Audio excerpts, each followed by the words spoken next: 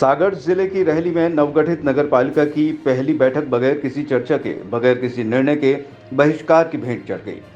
नगरपालिका के 15 में से 10 पार्षदों ने बैठक का बहिष्कार कर दिया। पार्षदों के द्वारा नगरपालिका अध्यक्ष पर मनमानी करने के आरोप लगाए गए हैं। नगरपालिका अध्यक्ष के द्वारा बैठक के बहिष्कार को राजनीतिक षड्यंत्र बताया गया है। रहली नगर पालिका के द्वारा गुरुवार को 8 बिंदुओं पर चर्चा के लिए दोपहर 2 बजे से बैठक आयोजित की गई थी, जिसका विधिवत एजेंडा जारी कर दिया गया था।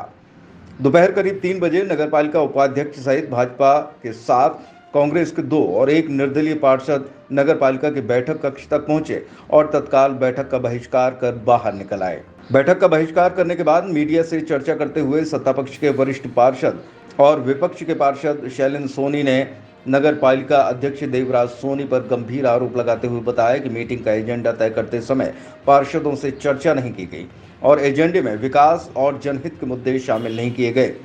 नगर पालिका अध्यक्ष देवराज सोनी के द्वारा मनमानी पूर्वक पीसीसी में वरिष्ठ पार्षदों को स्थान नहीं दिया गया और अपने लोगों को रखकर मनमाने निर्णय लिए जा रहे हैं। अध्यक्ष देवराज सोनी ने अपने ऊपर लगे आरोपों को राजनीतिक षड्यंत्र बताते हुए इसे सोची समझी साजिश बताया। वहीं मीडिया ने मंडल अध्यक्ष अमित नायक से भाजपा शासित नगरपालिका में भाजपा के ही पार्षदों द्वारा बहिष्कार करने के बाद पूछा तो उन्होंने उत्तर दिया कि जिन भाजपा के पार्षदों ने ऐसा कार्य किया है उनकी जानकारी ली जा रही है। अगर वास्तविक तौर पर गलती पाई जाती है या ऐसा प्रतीत होता है तो सारी जानकारी भाजपा फोरम में दी जाएगी और उन पार्षदों पर अनुशासनात्मक कार्यवाही की जाएगी। और शायद संभवतः कोई राजनीतिक दृष्टिकोण से अगर आज की बैठक का बहिष्कार किया गया तो मेरे हिसाब से ये शुद्ध राजनीति है। जब नगर पालिका में भाजपा बहुमत में है तो फिर राजनीतिक परिस्थिति कैसे बनेगी? राजनीतिक परिस्थिति ऐसे ही बन सकती है कि बहुत से लोग नाराज भी हैं इस बात को लेकर कि इच्छा रख रहे थे अध्यक्ष बनने की, लेकिन परिषद के सदस्यों ने मुझे चुना तो हो सकता है ये नाराजगी भी। तो आज वही परिषद के सदस्य आपका विरोध कर रहे हैं? नहीं, मेरे साथ आज 7 थे। कोरम तो 8 में पूरा होता है। हाँ, वो विषय अलग है। देखो, नगर का विकास तो किसी भी तरह नहीं रुकना चाहिए।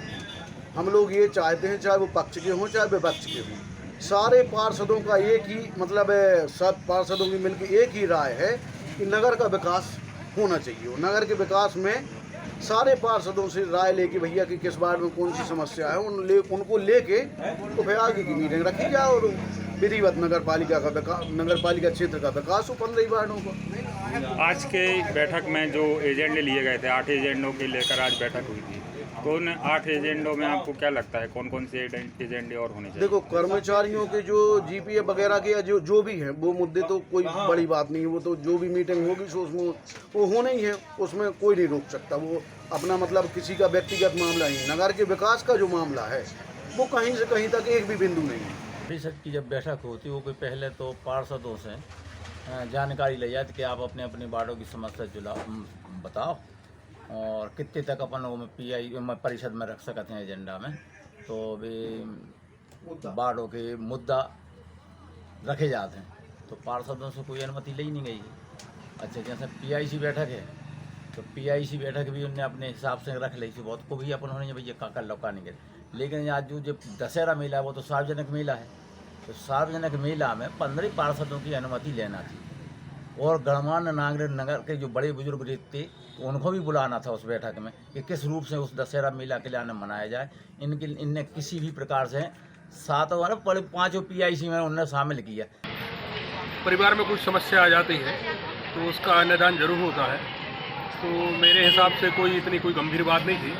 और क्योंकि पार्टी फोरम पे पक्ष हमारे पास आएगा और जो इसमें अनुशासनहीनता कर रहे होंगे उनके साथ भी अनुशासनहीनता का करने का आरोप उन पर अगर सिद्ध होगा तो पार्टी उस पर जरूर संज्ञान लेगी। जैसा कि आप परिवार के झगड़ों की कह रहे हैं, तो परिवार के झगड़े कमरे के अंदर होते हैं, सड़क पे आ जाए तो फिर वो आम जनता के विषय हो जाती है। निश्चित रूप से ऐसा महसूस हो रहा है कि कई लोगों की महत्वाकांक्षा थी और नियम भी है, पद के दावेदार अधिक होते हैं और टिकट किसी एक को ही मिलता है और निश्चित रूप से टिकट किसी एक को मिला और जब टिकट एक को मिल गया है, नवनिर्वाचित अध्यक्ष बन गए हैं, तो हम सभी को मिलकर जो अध्यक्ष बना हुआ है उसको साथ में लेकर पार्टी को आगे बढ़ाना है। पार्टी गतिविधि में अगर इस प्रकार की कोई बात आएगी तो उचित मंच पर, उचित फोरम पर रखकर इसका निदान किया जाए।